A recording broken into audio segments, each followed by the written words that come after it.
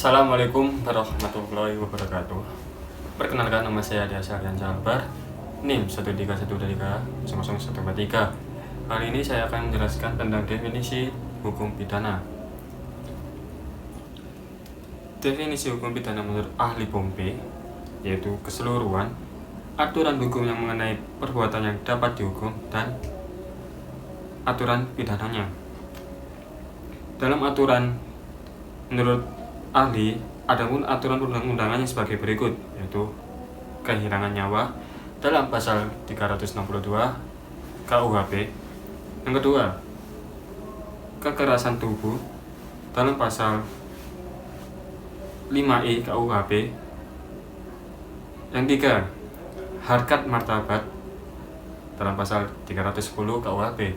Yang terakhir, harta benda dari pasal 362 KUHP. Poin-poin di atas tersebut dilarang dalam KUHP guna untuk menciptakan ketertiban dalam masyarakat. Sifat publik hukum pidana secara kriteria hukum publik versus hukum privat. Yang pertama, pidana. Pidana ini termasuk orientasi kepentingan hukum yang dilindungi adalah umum atau publik, yang menganut kedudukan para pihak di mata hukum atau negara tidak sejajar secara pihak yang mempertahankan kepentingan negara tersebut. Perdata. Perdata ini menganut orientasi kepentingan hukum yang dilindungi ialah perseorangan atau privat, di mana kedudukan para pihak di mata hukum atau negara sejajar dan individual secara pihak yang mempertahankan kepentingan perseorangan. Inti hukum pidana. Hukum pidana yaitu hukum pidana material atau substantive criminal law. Aturan hukum mengenai ketentuan.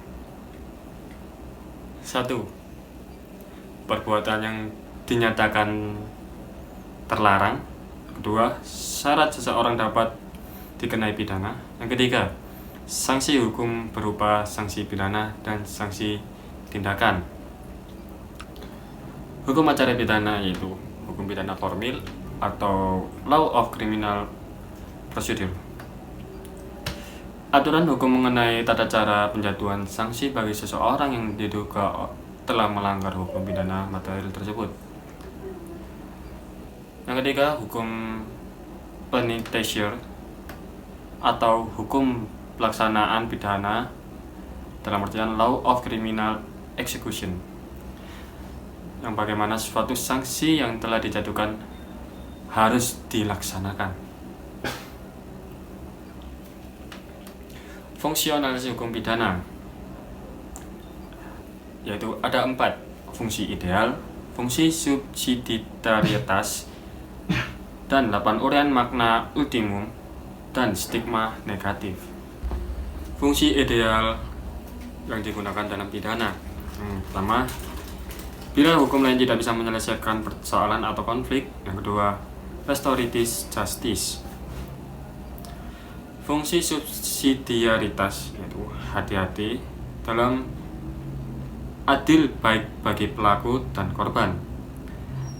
Stigma negatif artinya menghilangkan pandangan negatif terhadap ex narapidana, yang dimana tujuan untuk mencegah satu-satunya cara untuk tidak terjerumus dan masuk pada kasus pidana.